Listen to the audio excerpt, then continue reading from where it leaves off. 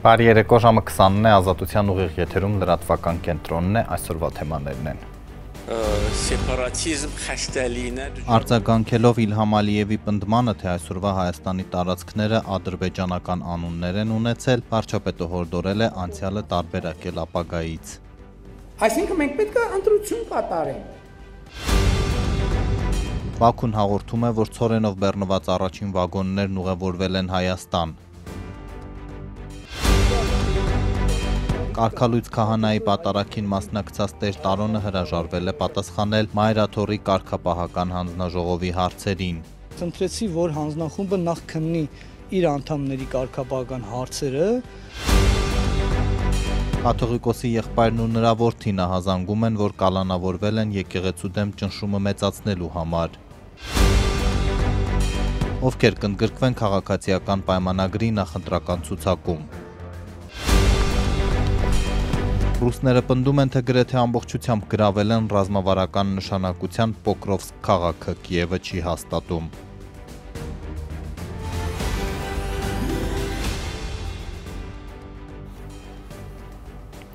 Վարչապետ Փաշինյանն այսօր արձագանքել է Իլհամ Ալիևի երեկվա հայտարարությանը, թե ադրբեջանցիները պետք է վերադառնան Հայաստան եւ դա չպետք է վախեցնի հայ ժողովրդին։ Ադրբեջանի առաջնորդն ասել էր, թե քարտեզների այսօրվա Հայաստանի բոլոր շրջանները ադրբեջանական ծագում ունեն, Սևանալիչն անվանել էր Գյոյչա։ Սեպարատիզմ խստալինը դժվար olmamışlar։ Հայաստանի վարչապետը ոչ թե խաղաղությանը հակասող եւ հետքայլ է որակում Ադրբեջանի նախագահի Սևանալիչը Գյոյչա անվանելու երեկվա հայտարարությունը, այլ բացատրում է, թե ինչու է Իլհամ Ալիևը հայկական տարածքն այդպես անվանել։ Նիկոլ Փաշինյանին այսօր լրագրողը հարցրեց, արդյոք նախագահ Ալիևի այդ հայտարարությունը հետքայլ է։ Ինչպես կմեկնաբանեք։ Ձեր հարցով իրականում դուք ինձ շատ դժվար վիճակի մեջ եք դնում։ Ես երկընտրակի առաջ եմ։ Ձեր հարցին պատասխանելուց առաջ արդյոք ընդգծեմ, որ Ադրբեջանի նախագահի ձեր ասածը չի արտահայտում ամբողջ պատկերը։ Որտեղ Ադրբեջանի նախագահ ասել է, որ ցարական քարտեզներում, եթե նայենք, Սևանալիչ չկա, կա այլ անուն։ Ադրբեջան Իլհամ Ալիևը երեկ ելույթ ունենալով Ադրբեջանի գիտությունների ազգային ակադեմիայի հիմնադրման 80-ամյակի նվիրված միջոցառմանը հայտարարել էր, թե տարիներ շարունակ հայկական կողմը եւ Սփյուռքը խեղաթյուրել են իրենց պատմությունը եւ այժմ էլ ըստ Ալիևի քարոզչությունը շարունակվում է։ դերջ edilmesi Մենք պետք է դրանց հակադրենք մեր գիտական ճշմարտությունները։ 20-րդ դարի սկզբի հին ռուսական կայսերական քարտեզները հստակ ցույց են տալիս, որ տարածքում գրեթե բոլոր տեղանունները այսօրվա Հայաստանի բոլոր շրջանները ադրբեջանական ծագում ունեն։ Սևանալիչ չկա, կա Գյոյչա։ O xəritələrdə Sevan gölü adlı göl yoxdur, o xəritələrdə Göyçə gölüdür։ Ոչ թե ասել է, որ Սևանալիչի անունը Գյոյչայա, այլ ասել է, որ եթե նայենք ցարական։ Վարչապետ Փաշինյանն այսօր կառավարության ենթակայությամբ գործող Օրբելի վերլուծական կենտրոնի միջոցառմանն էր մասնակցում։ Մինչ հարց ու պատասխանը թեմային անուղղակի անդրադարձավ նաև իր ելույթում։ Դարձյալ պնդելով, թե Հայաստանի Ադրբեջանի միջև կոնֆլիկտն ավարտված է, Փաշինյանը հորդորում էր չմոռանալով պատմությունը, չմտնել պատմությունը վերարտադրողի վիճելի դերակատարի մեջ։ Եթե նայենք ցարական ժամանակների քարտեզներին, դե գնանք ուրեմն նայենք Ես բաների մասին ասի Կիրովաբադի եւ Կիրովականի մասին ասի Ելիզավետպոլի ու Ալեքսանդրապոլի մասին չասեցի։ Այսինքն մենք պետք է ընտրություն կատարենք։ Մենք պետք է ընտրություն կատարենք։ Ադրբեջանի նախագահը մինչդեռ երեկ ոչ միայն պատմությունն էր հիշել, այլ նաև ապագայից էր խոսում։ Վերստին պնդելով, որ ադրբեջանցիները պետք է վերադառնան Հայաստան, եւ դա կանեն մեջբերեն ոչ թե տանկերով, այլ մեքենաներով։ Ադրբեջանlıların yaşadıkları Մեր ժողովուրդը ներդրում է ունեցել այն երկրների պետականության մեջ, որտեղ ապրում է։ Եվ այսօր էլ ոչ մի երկրում ադրբեջանցիները խնդիրներ չեն ստեղծում եւ չեն ստեղծի որևէ պետության կամ որևէ այլ ժողովրդի համար։ Հետևաբար ադրբեջանցիների վերադարձը ժամանակակից Հայաստան չպետք է վախեցնի հայ ժողովրդին եւ պետությանը։ Բաքվի այս օրակարգը Նիկոլ Փաշինյանը մեկ բառով որակեց վտանգավոր։ Այստեղ էլ Փաշինյանը ըստ էության դեմ էր պատմությանը հղում անելուն եւ դրանից բխած օրակարգերին։ Ինքն այլ առաջարկ ունի հարևան պետությանը։ 2025 թվականի օգոստոսի 8 Այդ կոնկրետ կարող ենք ասել ամիս ամսաթիվ եւ մեկնարկային կետ։ Կարող ենք ասել 2024 թվականի ցավոք չեմ հիշում կանոնակարգը երբ է ստորագրվել, սեպտեմբերին եւ հոկտեմբերին վավերացվել է, կարող ենք կետա ասել։ Եվ կարող ենք ասել այսա քաղաքական մեկնակետ է, որի վրա կառուցվում են մեր process-ները։ Պատմական հայրենիք որ թվից է սկսում։ Այսօրվա միջոցառմանը ներկա էին նաև Ադրբեջանից ժամանած 2 փորձագետ եւ 2 լրագրող։ Հիմնական թեման տարածաշրջանում խաղաղության հաստատման հեռանկարը, ապա շրջափակումն ու դրանից բխող հնարավորություններն էին։ Ադրբեջանցի 2 փորձագետները լրագրողների հետ կարճ ճեպազրույցում չցանկացան պարզաբանել, ինչու է Իլհամ Ալիևը Սևանա լիճը Գյոյչա անվանում։ Փոխարենը հիշեցրին Վաշինգտոնի հռչակագիրը։ Եթե փորձագիտական կարծիք եք հարցնում, առաջարկում եմ, որ ստուգեք Վաշինգտոնի հռչակագիրը, որը վերաբերում է տարածքային ամբողջականության սահմանների անձեռնմխելիության երկուստեք ճանաչմանը։ Այդ հռչակագրով Ադրբեջանը Հայաստանի տարածքով անխոչնդոտ հաղորդակցություն է ստանալու դեպի իր էքսկլավ Նախիջևան, իսկ Հայաստանը փոխադարձ առավելություններով ճանապարհ։ Անխոչնդոտ հաղորդակցություն ձևակերպման ներքո Բաքվում ինչ են հասկանում։ Արդյոք ակնկալում են Հայաստանի տարածքով անցնել առանց ստուգումների, չհանդիպելով Հայաստանի իրավասու մարմինների աշխատակիցներին։ Հարցին ադրբեջանցի 2 փորձագետներից ոչ մեկը ուղիղ չպատասխանեց։ Ես կարծում եմ, որ Միացյալ Նահանգների պատասխանատվությունը պետք է լինի օգնել Հայաստանին, սահմանելու անխոչնդոտ անցումը։ Սրա համար ժամանակ կպահանջվի։ Մենք չենք կարող հիմա ինչ-որ հստակ բան ասել։ Դա ադրբեջանա-հայկական եւ հայ-ամերիկյան բանակցությունների հարց է։ Ժամանակ է պետք, որպեսզի հասկանանք, թե հիմնականում անխոչնդոտ անցումը ինչ կարող է նշանակել։ Դա կարող է նշանակել էլեկտրոնային համակարգ, առանց անձնական ստուգումների, կարող է նշանակել այլ մեխանիզմ։ Իսկ ինչ տարածք նկատի ունեն Ադրբեջանում, երբ գործածում են Զանգեզուրի միջանցք ձևակերպումը։ Բաքվի ներկայացուցիչներն ասացին, թե դա Ադրբեջանի համար ավելի լայն հասկացություն է, չի վերաբերում թրիփին։ Սա վերջին 1 ամսում ադրբեջանցի 2-րդ խմբի այցն է Երևան։ Նախորդի կազմում, որպես ադրբեջանական քաղաքասարակության ներկայացուցիչ, Երևան էր այցելել նաև Լաչինի միջանցքը փակած անձանցից մեկը։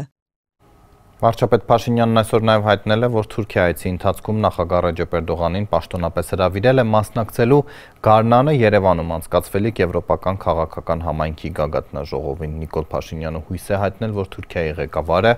կընդունի հրավերը։ Բաքուն հայտնում է, որ հացահատիկով բեռնված առաջին գնացքն է Ադրբեջանի տարածքով ուղևորվել Հայաստան։ Ըստ հաղորդագրության մոտ 1050 տոննա ցորենը 15 վագոնով Ռուսաստանից Ադրբեջանի եւ Վրաստանի միջոցով մաքսազերծվել եւ ուղարկվել է Հայաստանի դալարի կայարան։ Իլհամ Ալիևն ավելի վաղ էր հայտարարել, որ վերացնում է հայկական բեռների տարանցման արգելքը։ Երևանը ողջունել է այս որոշումը, առաջարկելով ադրբեջանական բեռների տարանցում դեպի Թուրքիա։ Բաքվից առայժմ չեն արձագանքել այս առաջարկին։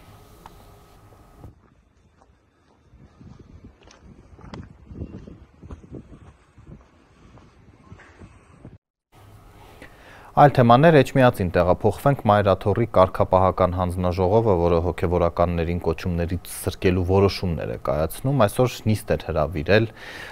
Տեր Տարոնին էր հրավիրել նիստին, նա մասնակցել է կարգալույց հռչակված քահանայի մատուցած պատարագին, եկեղեցին այն ապօրինի է համարում։ Մայրաթոռի դիվանատանը կարգապահական հանձնախումբը այսօր պիտի քններ Տեր Տարոն քահանա Հունանյանի հարցը։ Քահանան պիտի բացատրություն տա ինչու է ծառայության վայրը ինքնակամ լքել, մասնակցել Ստեփան Ասատրյանի կարգալույց քահանայի Մայրաթոռի բառով բեմականացված արարողությանը եւ ընդհանրապես ինչու է հակաեկեղեցական հայտարարություններ անում։ Նիստին ուշացումով հասած քահանան ի սկզբանե մտադիր չէր այս հարցերին պատասխանել։ Ես կգնամ, կմտնեմ ներս, կտեսնեմ ովքեր են եկել ինձ քննելու եւ իմ որոշումը կկայացնեմ։ Տեսնելու բան չկա, Մայրաթոռի կարգապահական հանձնախմբի կազմը ամփոփող է ու տեղադրված պաշտոնական կայքում։ Ատենապետն էլ հետը 5 հոգանոց խումբ է։ Նրանց թվում Արշակ եւ Նաթան Սրբազաններն են։ Քահանան ակնարկում է մամուլում շոկի ենթարկող տեղեկություններ կան, նրանց ինչ հաշիվ տա։ Այդ մարդկանց հետ թե իմ անձնական, թե իմ ծառայական, թե քրիստոնեական, թե բարոյական որևէ հարցեր քննարկելու։ Դուք չեք քննարկելու, ներեցեք չեք մասնակցելու։ Քննարկելու բան չունեմ։ Դիվանատուն մտավ ու կարճ ժամանակ անց դուրս եկավ Տեր Տարոն քահանան, իրենն ասել է. օրինակ սկզբում պահանջել են առանց հեռախոսի մասնակցել քննարկմանը, բոլորի պես մերժել է։ Ինչու է ինձանից պահանջվում նման փոքր ցածր բաներ հեռախոսը թողնել։ Վարչապետի մոտ գնալիս, երբ որ պահանջվի թողնել, չեք թողնելու։ Սիրելիներ, ես ամեն պահի կայացնում եմ համապատասխան որոշում։ Հեռախոսով մտել, հեռախոսով դուրս է եկել, հասցրել է ասել, ինչ մտածում է։ Ես խնդրեցի, որ հանձնախումբը նախ քննի իր անդամների կարգապահական հարցերը։ Իսկ Հայ Առաքելական եկեղեցու հարյուրավոր հոգևորականների մեջ կա մեկը, որ կարող է քննել Տեր Տարոն քահանայի վարքը, այս հարցի պատասխանը չուներ։ Ամեն դեպքում, ասում է, այս կազմը իր կարգալուծության եւ ընդհանրապես վարքը քննարկելու իրավունք չունի։ Քանի դեռ այս կազմն է կարգապահական հանձնախմբում, ես չեմ գալ։ Արդյոք քահանայի կարգալուծության հարցը վրա է հասել եկեղեցական բարքերը հրապարակային քննադատելուց ու Ստեփան Ասատրյանի հետ խորան բարձրանալուց հետո։ Տեր Տարոնի վարքը քննարկելու առաջարկ Մայրաթոռ ուղարկել այս քննադատություններից շատ առաջ, շուրջ 1 ամիս առաջ Ազատության հետ զրույցում պատմել էր Տավուշի թեմի առաջնորդական տեղապահ Հայր Սամվելը։ Տավուշի թեմում 2022 թվականից ծառայության պիտի լինի եւ ծառայության չի։ Կարճ ժամանակով սկզբում հնարավորություն տվեցինք, որ գնար, գար, հանդիպեր, խոսեր, հետո անհայտացավ ու անհայտացավ։ Ըստ Սամվել Վարդապետ Մխիթարյանի այս քահանան վեհափառի որոշման Փաղարծինի վանքում պիտի լիներ, հետո Իջևանի եկեղեցում, բայց ուխտադրուժ կերպով լքել է ծառայության վայրը։ Նրա հարցը շատ ավելի շուտ պիտի քններ կարգապահականը։ Տեր Տարոնը պնդում է, Հայր Սամվելը ճիշտ չի ասում, ինքը Հաղարծինի վանքում եղել է, թե երբվանից չի եղել, երկար մտածեց։ Ես սրբազան հորից թույլտվությունը իմ արձակուրդի ստացել եմ 2001 տարի առաջ, փետրվար ամսի 5-ին։ Ըստ քահանայի ինքը ոչ թե ծառայության վայրը լքել է, այլ անժամկետ արձակուրդում է եւ արձակուրդի թույլտվություն ստացել է բանավոր Բագրատ Սրբազանից։ Սրբազանին հայտնի էր իմ անձնական խնդիրները եւ այդ խնդիրները լուծելու համար Սրբազանը ինձ անժամկետ արձակուրդ է տվել, քանի որ Սրբազանը հոգևոր մարդ է եւ հասկանում է հոգևոր որևէ խնդրանք եւ ըմբռնում է։ Իդեպ դեռ արձակուրդում է ու մինչեւ վերջերս Ռուսաստանի Դաշնությունում էր, բայց ասում է հոգևոր կյանքով ապրում է առանց ընդհատումների։ Իմ արձակուրդ գնալը չի նշանակում, որ ես Աստծուն արձակուրդ եմ հայտարարել։ Մենք ուխտ ունենք, պարտավոր ենք մեր ծառայության վայրերը չլքել, անգամ եթե պատերազմական իրավիճակ է։ Տավուշի թեմի առաջնորդական տեղապահներ հիշեցրել։ Այսօր չհաջողվեց ճշտել արդյոք կարգապահական հանձնախումբը դեռ վերադառնալու է Տեր Տարոնի կարգալուծության հարցին։ Մայրաթոռը առաջիկայում քննելու է նաև Թալինի հոգևոր հովվի Տեր Թադեի հարցը։ Նա այս կիրակի պատրաստվում է պատարագի Հայաստանի վարչապետի ներկայությամբ։ Տեր Արամ, Տեր Թադե ու Տեր Տարոն։ Վարչապետի կաթողիկոսական գահն ազատագրելու պայքարում այս 3 քահանաներն են հոգևոր վերնախավին ուղված հրապարակային քննադատությամբ հանդես եկել։ Տեր Տարոնը սակայն դեռ ուղիղ չի ասում, վեհափառը պիտի հեռանա։ Կարևոր հարց եք տալիս, որին թերևս ես ավելի ուշ կանադառնամ։ Իդեպ Ստեփան Ասատրյանի նախկին Տեր Արամի կարգալուծության որոշմանը հանձնաժողովի անդամներից մեկը Գևորգ եպիսկոպոս Սարոյանը դեմ էր քվեարկել։ Նկատեցինք, որ այսօրվա նիստին նա չէր մասնակցում։ Իդեպ այսօր Մայրաթոռում մեկնարկել է Գերագույն հոգևոր խորհրդի ժողովը, Էջմիածինը հաղորդում է, որ օրակարգում հակաեկեղեցական արշավին, ապօրինի ազատազրկված եկեղեցականների ու մյուսների նկատմամբ իրավական գործընթացներն են, Ադրբեջանում պահվող գերիների հարցը։ 3 կալանավորեցին կաթողիկ եղբայրն ու նրա որդին, ընդդիմադիրները համոզված են, որ սա Գարեգին II-ին հրաժարական պարտադրելու արշավի շարքից է։ Վեհափառի ընտանիքի անդամների դեմ հաղորդում է տվել Արամ Սարգսյանի թիմակիցը, պնդելով, որ խոչընդոտվել է իր նախընտրական արշավը։ Ասում ես իր մասին լավ կարծիք չունեմ, այդ տեխնացուի մասին լավ կարծիք չունեմ, սա էլ փորձում է համոզել, որ չէ, արի գնա ժամը 4-ին քո ինչ հարցեր ունես, այդ հարցերդ կտաս տեխնացուին։ Նա ասում է, բարեկամ, իմ հետ գործ չունեք, չեմ ուզում գամ։ Այդ ընթացքում հայրն է մոտենում մեքենայով եւ մեքենայից իջնելով մոտենում է որդուն, խոսում են էլի, դրանից հետո բաժանվում են։ Հիմա տեսեք, տեսագրության մեջ ըստ էության առնվազն երևում է, որ այս մարդկանց միջև կոնֆլիկտային ինչ-որ իրավիճակ չի լինում։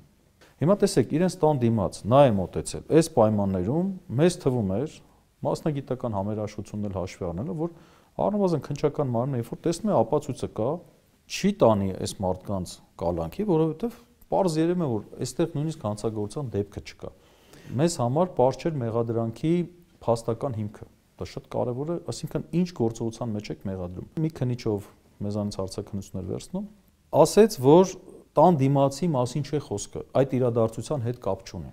Այսինքն հետո երևի 16:00-ի իրադարձության, այո։ Մինչդեռ դատախազի որոշման մեջ տան դիմացի իրադարձություններ նկարագրված։ Բացառապես։ Այո։ Դատական նիստի ժամանակ նույն հարցը տվեցինք մյուս քննիչին, երկու քննիչով էին մասնակցում։ Երկրորդ քննիչը ասեց, չէ, միայն տան դիմացի մասին է խոսքը։ Հասկանում եք, նույնիսկ իրենք քննչական մարմինը տարբեր կարծիքներ են ասում, դատախազը ուրիշ կարծիք ասում, իրենք էլ չեն կողմնորոշվում, բայց հասկացանք, որ տան դիմացի իրադարձության մասին է խոսքը։ Ես ունեմ հիմնավոր Կասկադի դիտավորալ է գնացել, որովհետև ուղղակի չեմ պատկերացնում, գնա այնտեղ եւ ինքը մոտենա այդ մարդկանց, այսինքն համբարձումին, լուրջ հակասություններ կա իր պատմածի եւ տեսագրության եւ նաեւ համբարձում ու Գեորգ Ներսյանների ցուցմունքների միջեւ։ Իր ցուցմունքը տեսագրության հետ կապ չունի։ Այո, սա ուղիղ ճնշում է կաթողիկոսի վրա, ակնհայտ երևում է, որ սա կապ ունենց կաթողիկոսի հետ, այսինքն հայ առաքելական սուրբ եկեղեցու նկատմամբ ճնշումների մասն է խոսքը։ Եվ սա հերթական քայլն է, հակաեկեղեցական այս հերթական քայլն է։ Եկեղեցու թեման շարունակելով այսօր խորհրդարանում էր հանրային հեռուստաընկերության ղեկավարը, նա անդրադարձել է քննադատությանը, թե ինչու է պետական ալիքը ուղիղ հեռարձակմամբ ցուցադրել ոչ թե մայր տաճարում կաթողիկոսի մատուցած, այլ կարգալույց քահանայի պատարագը Հովանավանքում։ Հարկատուների հաշվին սնվող հանրային հեռուստաընկերությունն ինչու է ուղիղ հեռարձակում կարգալույց քահանայի Ստեփան Ասատրյանի պատարագը, որ մայրաթորը համարում է ապօրինի ու սրբապղծություն, հատկապես որ վարչապետ Փաշինյանն էլ դրան մասնակցում է ոչ թե որպես կառավարության ղեկավար, այլ հայ առաքելական եկեղեցու հետևորդ։ Այստեղ ես զարմանում եմ ընդհանրապես, ինչ կա այդտեղ զարմանալու։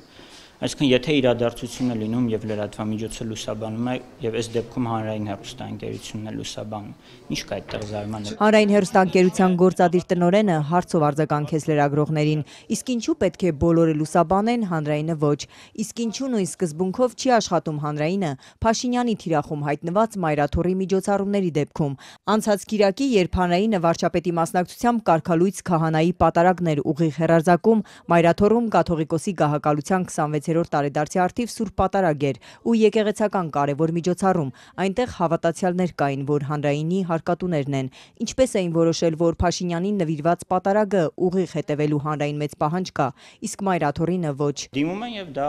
ըստ այդմ նաեւ դիտարկվում, այս դեպքում ոչ մի դիմում չի եղել։ Եթե մայրաթորից դիմեն կլուսաբանեն, մեր այս հարցին Հովանես Մովսիսյանը այդպես էլ ուղիղ չպատասխանեց։ Եթե չեմ կարող պատասխանել այդ հարցին։ Հովանես Մովսիսյանը խորհրդարանում պնդում էր, թե հանրայինը անկողմնակալ բովանդակություն է սփռում ու խտրականության օրինակներ էր պահանջում լրագրողներից։ Օրինակ, ազգային ժողովի ճեպազրույցները, որ քաղաքացիական պայմանագրի падգամավորների դեպքում ուղիղ է հեռարձակվում, իսկ երբ այդ նույն ճեպազրույցի ժամանակ խոսափողներին են մոտենում ընդդիմադիրները, այդ թվում նրանց հարկերով գոյատևող հանրայինի, հարկատուները ուղիղ եթերն ընդհատվում է։ Սա խտրականությունն ու կողմնակալ չէ, նախկին գործընկեր Մովսիսյանին դիմեցին լրագրողները։ Մի րոպե, դուք ասում եք մենք ուղիղ եթերում չենք տալիս ճեպազրույցը, չգիտեմ ինչ է, հիմա տենց չեմ հաշվել դա։ Ասում եմ հրավիրում ենք, եկեք, եթե խնդիր կա իրենց եթեր տալու հետ, հրավիրում ենք։ Պետբյուջեից ֆինանսավորվող հեռուստաընկերության բովանդակությունը քննարկվեց նաև նիստերի դահլիճում։ Ընդդիմադիր падգամավոր Լիլիթ Գալստյանը այն որակեց իշխող ուժի քարոզչական գործիք։ Հետևելով հանրայինի մանավանդ լրատվական հաղորդումներին,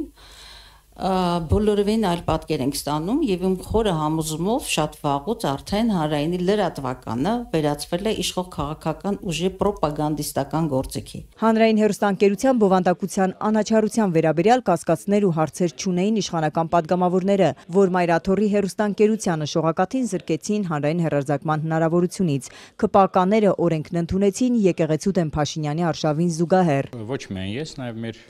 հանձնաժողովի անդամները այդքան էլ հաշ չեն այդ որոշման հետ եւ մենք գտնում ենք, որ կարելի է շատ ավելի արդյունավետ, եւ ճիշտ լուծում գտնել։ Սակայն ես մի ուրիշ բան ասեմ, տեսեք, Մենք շատ ժամանակ մոռանում ենք, որ 2020 թվականի նոր օրենքի համաձայն շողակաթը ոչ թե հոգևոր մշակութային հեռուստա ծրագիր էր,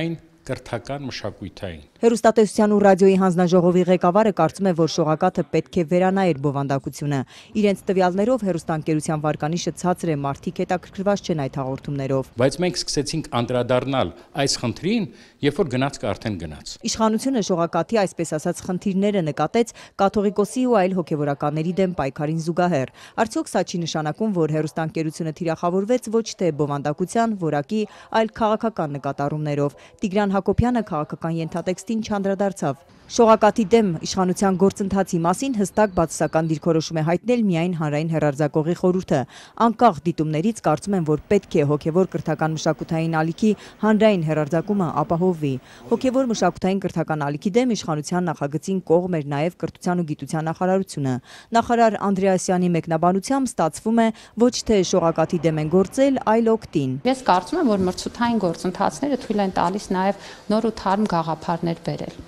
Եվ եթե մենք ունենանք ընտրության հնարավորություն ու ընտրենք լավագույնը, խոսում ենք լսարանի մասին, խոսում ենք արտադրանքի մասին։ Եվ վերջո շահելու է առաջին հերթին լսարանը, որտեղ արտադրանքի բովանդակությունն էլ կարող է լինել, նույն շողակաթինը, եթե ինքը մասնակցի մրցույթի, շատ ավելի որակյալ։ Իսկ Ժաննա Անդրեասյանը մտավախություն չունի, որ պատմության մեջ կմնա այն նախարարը, որ մաս դարձավ քաղաքական նկատառումներով հոգևոր մշակութային կրթական ալիքի դեմ գործընթացին։ Ժաննա Անդրեասյանն այդպես էլ ուղիղ չպատասխանեց։ Լրատվական կենտրոնն է եթերում, օրվա լուրերին կարող եք հետևել նաև մեր Telegram-ի ալիքում, իսկ թողարկման երկրորդ հատվածում դիտեք։ Ովքեր կընդգրկվեն քաղաքացիական պայմանագրի նախընտրական ցուցակում։ Ռուսները պնդում են, թե գրեթե ամբողջությամբ գրավել են ռազմավարական նշանակության Պոկրովսկ քաղաքը, Կիևը չի հաստատում։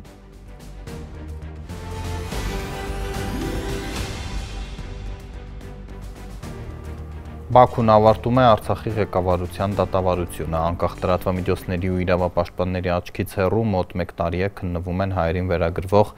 ծանրագույն մեղադրանքները, հիմա էլ դրանք արդեն ապացուցված են համարում։ Բաքվի բանտերից հատուկ կենտ ձայներ են լսվել վերից վար կեղծ դատաքննության մասին։ Подсудимые обвиняются в прямом или косвенном участии в преступлениях, совершенных государством Армения и созданной им преступной организацией в период с 1988 года по 20 сентября 2000. Ադրբեջանը Հայաստանին եւ Բաքվի զինվորական դատարանի արչեւ կանգնած 15 հայերին մեղադրում է Արցախի կամ ինչպես մեղադրող դատախազն է որակել հանցավոր կազմակերպության ստեղծման համար, որը գործել է 1988-ից մինչև 2023-ի սեպտեմբերի 20-ը։ Ապացուցված համարելով տարբեր ժամանակահատվածներում Ադրբեջանի դեմ կատարված հանցագործություններում 15 հայերի անուղղակի մասնակցությունը, նախորդին իր մեղադրական ճառում դատախազը մանրամասն անդրադարձել է Արցախյան շարժմանը, հանցավոր որակելով նաև 1988-ին Ղարաբաղում ստեղծված Միացում կազմակերպությունը, որը եւ համակարգում էր Արցախյան շարժումը։ Նրանք միավորվեցին Ադրբեջանի ժողովրդի դեմ ազգային ատելության ու թշնամանքի գաղափարի շուրջ, հանցավոր կազմավորման շրջանակներում, որն անվանեցին Միացում։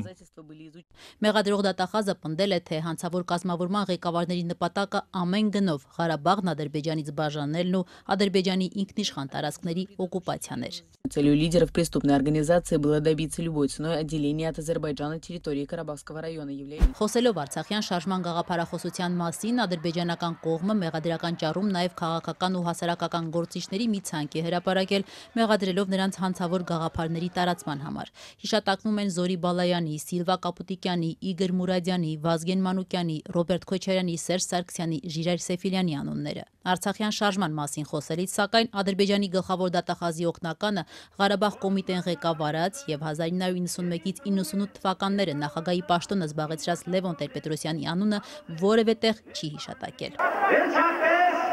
Հայաստանի կառավարությունը արձագանքեց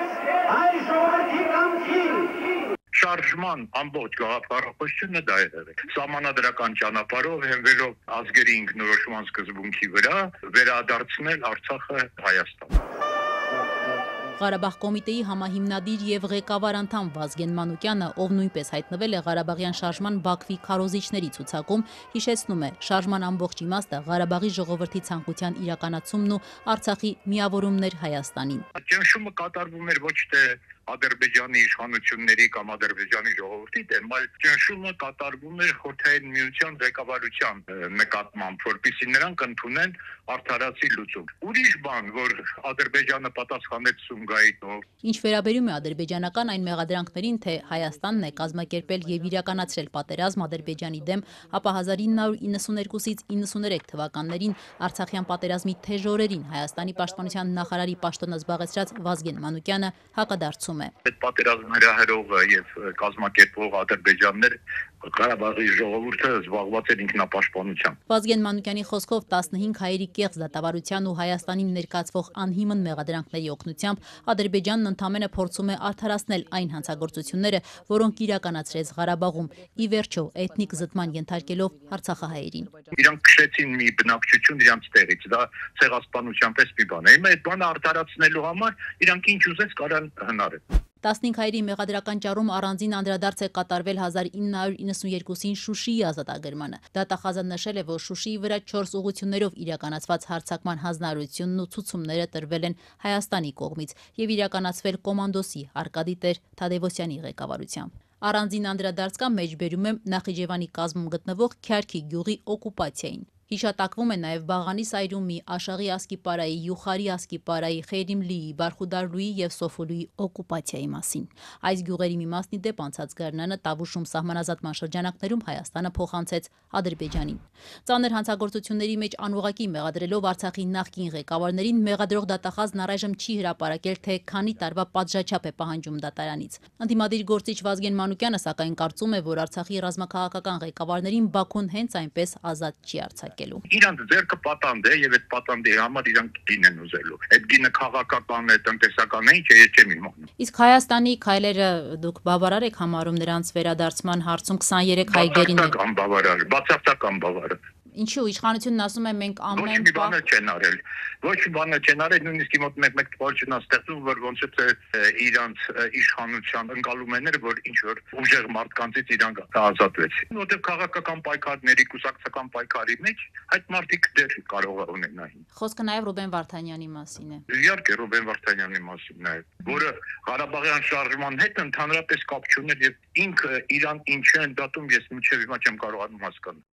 Իդեպ Հայաստանի առաջին նախագահ Լևոն Տեր-Պետրոսյանի ղեկավարած Հայ ազգային կոնգրեսն այսօր արձագանքելով Արցախյան շարժմանն ու Հայաստանին ուղղված Բաքվի մեղադրանքներին հայտարարել է, թե վերահաստատում են ավելի վաղ հայտնած իրենց դիրքորոշումը Բաքվում ընթացող դատավարությունը կեղծ է եւ ծաղր արդարադատության նկատմամբ։ Կառավարող քաղաքացիական պայմանագիրը ընտրություններից 7 ամիս առաջ սկսել է նախընտրական ցուցակներ կազմել, ընդ որում ներթիմային առաջադրումները հրապարակային են, ապա հաջորդելու են ներքին ընտրությունները։ Ազգային ժողովի պաշտպանության հանձնաժողովի նախագահ Անդրանիկ Քոչարյանը մտադիր է առաջադրվել հաջորդ տարվա ընտրություններում քաղաքացիական պայմանագրի համամասնական ցուցակում ընդգրկվելու համար։ Մամուլում իշխանական շրջանակներին հղում անելով հրապարակումներ եղան, թե Քոչարյանը չի լինի հաջորդ խորհրդարանում։ Իշխանական խմբակցության падգամավորն Ազատությանը փոխանցեց մյուս շաբաթ ցանկությունն իրականություն կդարձնի։ Իշխող ուժը առաջիկա ընտրություններում իր ցուցակը որոշել է ձևավորել նորամուծությամբ։ Այստեղ ընդգրկվել ցանկացողները նախ պետք է ինքնառաջադրվեն։ Կուսակցականները զուտ դիմումով, իսկ անկուսակցականները քաղաքացիական պայմանագրի ղեկավար կազմից, վարչությունից որևէ մեկի երաշխավորությամբ։ Եթե այս փուլը հաղթահարեն ու գրանցվեն, պետք է պատրաստ լինեն կլորիկ գումար մուծել։ Կուսակցության թեկնածուները 500,000 դրամ, անկուսակցականները 3 անգամ ավելի 1.5 միլիոն։ Բայց սա նրանցից որևէ մեկի տեղը չի երաշխավորի ցուցակում։ Այն հաստատելուց առաջ կլինեն պրայմերիզներ։ Պատգամավորներից Սիսակ Գաբրիելյանը ներկայացրեց, թե տեխնիկապես դա ինչպես է կազմակերպվելու։ Կուսակցականները պետք է գան եւ քվեարկեն ամենաշատ ձայն հավաքածը կլինի առաջին համարում, ըստ հերթականության արդեն ձայների կլինեն են 1-ից մինչև, չգիտեմ, 150։ Առաջինը, ով իր ինքնառաջադրման մասին հրապարակային հայտ արեց, կուսակցության ղեկավար վարչապետ Նիկոլ Փաշինյանն էր։ Նրան հետևեց վարչության անդամ էկոնոմիկայի նախարար Գևորգ Պապոյանը, ապա ազգային ժողովի նախագահ Ալեն Սիմոնյանը, բոլորը Facebook-յան գրառումներով։ Թե քանի հոգի չի բարձրաձայնել ինքնառաջադրման մասին ու քանիսն են ոչ կուսակցական, դեռ հայտնի չէ։ Այո, ես պատրաստվում եմ առաջադրվել։ Արտաքին հարաբերությունների հանձնաժողովի նախագահ Սարգիս Խանդանյանը ուզում է հաջորդ խորհրդարանում լինել։ Իսկ որտեղ եք մեկ ձեզ պատկերացնում, կամ Բարձր, հնարավորինս բարձր։ Այսինքն անցողի։ Դե եթե նպատակ ունեմ կրկին դառնալու падգամավոր, բնականաբար կուզենամ անցողիկ տեղում լինել։ Դա այսինքն շատ տրամաբանական է, այստեղ չպետք չի սեթեվեթել ասել, որ չէ։ Ի տարբերություն Սարգիս Խանդանյանի, ԿՊԱ-ական падգամավոր Նարեկ Ղահրամանյանը դեռ մտածում է։ Միանշանակ է այն, որ ես ինձ տեսնում եմ իմ թիմի հետ։ Ինչ կարգավիճակում թիմի հետ, դա արդեն այլ հարց է։ Այսինքն այնպես չի, որ կասկածներ են կամ չէ, ուղղակի դու քո ֆունկցիոնալությունը պետք է գնահատես, քո հնարավորությունները եւ ըստ այդմ հասկանաս։ Ազգային ժողովի կրթության հանձնաժողովը ղեկավարող Սիսակ Գաբրիելյանը հակված է ինքնառաջադրվել։ Կրթության նախարար Ժաննա Անդրեասյանը պնդում էր մտածելու ժամանակ չի ունեցել։ Կարծում եմ, որ դա առաջին հերթին երևի թե կուսակցականներին է վերաբերում, քանի որ ինքս կուսակցական չեմ, ուղղակի չեմ էլ մտածել։ Ինչու են այսքան շուտ սկսել։ Խանդանյանը իրենց բարձր պատասխանատվության ժողովրդին պատշաճ ներկայանալու ցանկությամբ էր բացատրում վաղ մեկնարկը։ Որպես հերթական ընտրությունների անցկացման օր պաշտոնյաները հունիսի 7-ն են նշում։ Օգոստոսի 8-ի այդ իրադարձության քարոզչական ռեսուրսը Նիկոլ Փաշինյանի մոտ բարձրացնում է արտահերթ ընտրության մոտիվացիան։ Քաղաքական մեկնաբան Հակոբ Բադալյանը ընտրություններից 7 ամիս առաջ սկսած նախընտրական այս թոհուբոհին նայելով չի բացառում իշխանությունը չի հրաժարվել արտահերթի գնալու գաղափարից։ Զգալիորեն ստատուս քվո է փոխվել օրինակ Սամվել Կարապետյանի մուտքով եւ այստեղ ամենևին բացառված չէ նաեւ որ նույն Նիկոլ Փաշինյանը կարող է մտածել այս հարցում եւս հնարավորինս առաջ անցնելու մասին, քանի դեռ Կարապետյանը այսպես ամբողջապես չի կազմավորել իր ընտրական ուժը։ Իսկ եթե ամեն ինչ տանում է հերթական ընտրությունների, ըստ Բադալյանի, իշխանության դիրքերն այնպիսին են, որ քաղաքացիական պայմանագրի համար երբեք շուտ չէ ինտենսիվ քարոզչությամբ զբաղվելը։ Գիտենք անվտանգության արտաքին հարցերում այստեղ գործնականում ոչ մի ձեռքբերում չկա, բացի օգոստոսի 8-ի հիման վրա ընդհանրապես քարոզչական մակարդակում խաղաղության հարցը խաղարկելուց, իսկ ներքին առումով էլ մեծ հաշվով, եթե օրինակ դուրս ենք բերում ասֆալտապատման եւ դպրոցների շինարարության այդ հանգամանքը, այն էլ պետական պարտքի աստղաբաշխական աճի պայմաններում, ապա ներքին հարցերում եւս մենք տեսնում ենք, որ ոչ մի այլ ձեռքբերման մասին խոսք չի կարող գնալ։ Փաշինյանի թիմակիցները մինչդեռ կարծում են, որ հաջորդ ընտրություններում եւս մեծամասնություն են ստանալու։ Չնայած հերթական ընտրություններին մոտ 7 ամիս է մնացել, բայց արտահերթ ընտրություններ անցկացնելու իրավական խոչընդոտ այսօր չկա։ Իշխանությունը այս ընթացքում մեկ անգամ չի հավաստիացրել, որ չեն պատրաստվում արտահերթ զարգացումների։ Իսկ արտահերթ կարող է անցկացվել, եթե ազգային ժողովն արձակվի։ 2021-ին Փաշինյանի իշխանությունը գնաց այդ ճանապարհով։ Վարչապետը հրաժարական տվեց, ազգային ժողովը 2 անգամ վարչապետ չընտրեց, նշանակվեց արտահերթ ընտրություն։ Չնայած հարցը հրատապ լուծելու իշխանությունների խոստումներին, բեռնատարների հայ վարորդների հարցը դեռ չի լուծվում։ Ռուսաստանը խստացրել է միգրացիոն օրենսդրությունը, վարորդներին անգամ արտաքսում ու ազատազրկում է սպառնում։ Իրենց ապրուստի միջոցը բեռնատար վարելով հոգացող մարդիկ Երևանի միջամտությունն են ակնկալում։ Արդեն 21 օր բեռնատարի վարորդ Մհեր Քոսյանը շարունակում է Ռուսաստանում կալանավորված մնալ։ Նոր կարգի համաձայն առանց վիզայի Ռուսաստան մտնողները նախկին 180 օրվա փոխարեն կարող են 1 տարվա ընթացքում գումարային 90 օր մնալ։ Քոսյանին ըստ հարազատների կալանավորել են այդ ժամկետը 18 օրով գերազանցելու համար։ Նա հիմա անօրինական միգրանտների պահման վայրում է։ Վարորդի եղբայրը Արսեն Գասպարյանն էր շաբաթներ առաջ հայտարարել. Դաղստանը մեն արել Մախաչկալա արել են դեպորտ բայց ընդեղից 170 կիլոմետր, 150 կիլոմետր տեղափոխել են դեպի Ադրբեջանի սահմանը, ընդեղ ինչ-որ մի հատ գյուղ եմ, տարեբաժին այնտեղ կալանավորված է։ Եղբոր այս հայտարարությունից հետո միգրացիոն փորձագետ Տաթևիկ Բեժանյանն ազատությանը փոխանցել էր, որ արտգործ նախարարության աջակցությամբ իրեն հաջողվել է տեսազանք կազմակերպել Մեհեր Քոսյանի ու ընտանիքի միջև։ Այս 21 օրում այդպիսի 3 տեսազանգի հնարավորություն ենք ունեցել, ազատությանը պատմեց 44-ամյա տղամարդու հորաքույրը Օֆելիա Քոսյանը։ Մեհերն այնտեղ 55,000 ռուբլի մոտ 26,000 դրամ տուգանք է վճարել։ Հետո 5 տարով արգելվել է նրա մուտքը Ռուսաստան։ Արգելվել է, թող գոնե տուն ուղարկեն, նեղ սրտաց է հորաքույրը։ Ասում է, անչափահաս 2 երեխաներն անորոշ սպասումից արդեն սթրեսների մեջ են։ Դեղերը տվել էին, բայց հնից չուներ, վերջացել էր։ Երեգա զանգել։ Մենք ինչ կարանք անենք ուրիշ պետության դիմաց։ Շատ դիմել ենք միգրացիան, դիմել ենք արտգործ նախարարություն, ոչ թողում են, ոչ հնարավոր է։ Ճիշտ տեղեկություններ չենք ստանում, որովհետև այնքան կարճ ժամանակ է նա խոսում։ Խոսացածից էլ բան չես հասկանում։ 2 երեխա ունի անչափահաս,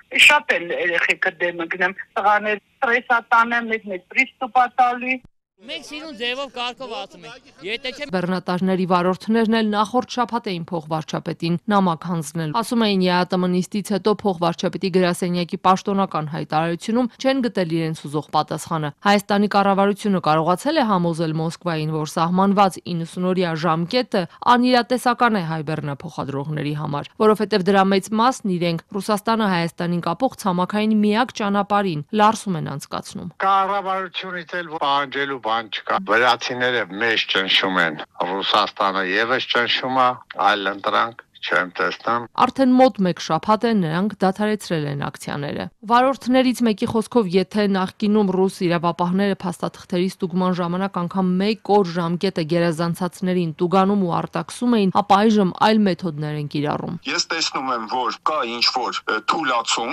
դեպորտի հետ կախված, բայց տեղի ոստիկանները առիթից օգտվելով մեծ գումարներ են շորթում մեզանից։ Ինչ գումարների մասին է խոսքը։ Միջև անգամ 50,000 ռուբլի։ Անձամբ ձեզնից վերցրեցին գումար։ Անձամբ ինձնից էլ վերցրեցին, հա, ես մի փոքր գումար եմ տվել, որովհետև իմ օրերս ամեն ինչ նորմալ էր։ Որ Ռուսաստանում 1 տարվա ընթացքում գումարային 90 օրն անիրատեսական է հայ բեռնափոխադրողների համար, փաստում է նաև միգրացիոն փորձագետ Տաթևիկ Բեժանյանը։ Շարունակվում են մուտքի արգելքները, նույն խնդրի առաջ կանգնած են եւ ղազախները, եւ ղրղզները, եւ չնայած որ բոլորի համար խոստացված է, որ 180 օր է դարձվելու, բայց առայժմ այդ խոստումը դեռ իրականություն չի դարձել։ Այս պահի դրությամբ ինձ դիմել են 157 վարորդ, որոնցից 53-ին մուտքի արգելք է տրված, մյուսները հայտնվել են վերահսկվող անձանց ռեեստրում։ Ոմանք այս օրերին վախը սրտներում նորից են սահմանն անցնում, աչքի առաջ ունենալով Ռուսաստանում կալանավորված Մեհեր Քոսյանի պատմությունը։ Մարդիկ ամեն ամիս 500,000, 550,000,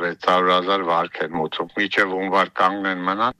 ավտոն կտանեն ձեռից ամտունը։ Վարորդներից մեկն ազատությանը պատմեց, խնդիրները միայն Ռուսաստանում չեն։ Վրաստանում էլ արդեն մի քանի հազար դոլարի հասնող տուգանքներ են վճարում։ Վրաստանում զակոննի է։ Հայկական մեքենաներին ստուգում են մի փոքր ճաքի համար, ինչ-որ մի հատ լույս չի վառան, դրանց համար մինչև 5,000 շտրաֆ են անում մեքենաներին։ Մոտ 2,000 դոլարի չափ։ Վարորդներն ասում են, թանկացրել են բեռնափոխադրումները, որ կարողանան այդ գումարները վճարել։ Ասացին, իրենց բերած ապրանքն էլ շուկայում արդեն ավելի թանկ է վաճառվում։ Իդեպ պաշտոնական վերջին տվյալներով Հայաստանում 1 տարում սննդամթերքը 5.4%-ով թանկացել է։ Տերովին տերնակեր է, անտերին էլ գելնա։ Հիմա մենք հայտնվել ենք այդ անտիրոջ վիճակում։ Ռիսկի գնալով բեռները Ռուսաստան հասցնող վարորդներն ասում են, եթե այս հարցը չլուծվի, իրենց բոլորին սպառնում է Ռուսաստանում կալանավորված Մեհեր Քոսյանի ճակատագիրը։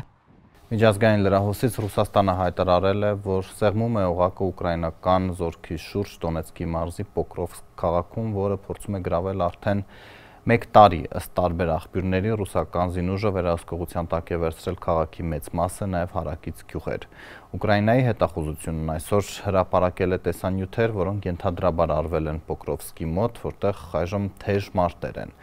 Ըստ ռազմական փորձագետների, եթե ռուսական զորքը գրավի Պոկրովսկը, դա ուղիղ ճանապարհ կբացի դեպի հարակից քաղաքներ։ Բրիտանացի ֆուտբոլային աստղ Դեյվիդ Բեքհեմն այսօր արժանացել է ասպետի կոչման թագավոր Չարլզի կողմից։ Անգլիայի 50-ամյա նախկին ավագը Վինձորի ամրոցում մասնակցել է մրցանակի հանձնման հանդիսությանը։ Sir David Beckham for services to sport and to charity.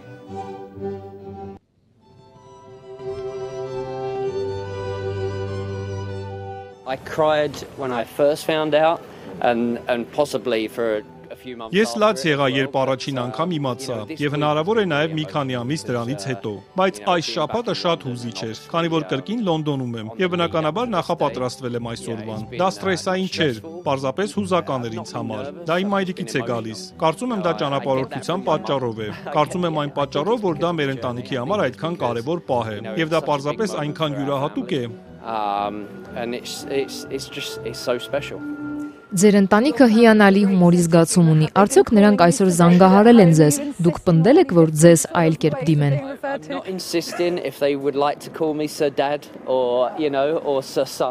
Ես չէի պնդի, եթե ցանկանան ինձ անվանել Sir հայրիկ կամ Sir որդի, նրանք կարող են, բայց ոչ։ Մարդիկ ասում են, որ դրան ընտելանալու համար որոշ ժամանակ կպահանջվի։ Դա պարզապես մեծ պատիվ է։ Մեծ պատիվ է այստեղ Վինդզորի ամրոցում լինելը։ Մեծ պատիվ է սա ստանալ նորին մեծությունից, թագավորից, եւ ընդհանուր առմամբ դա մեզ համար շատ յուրահատուկ օր է։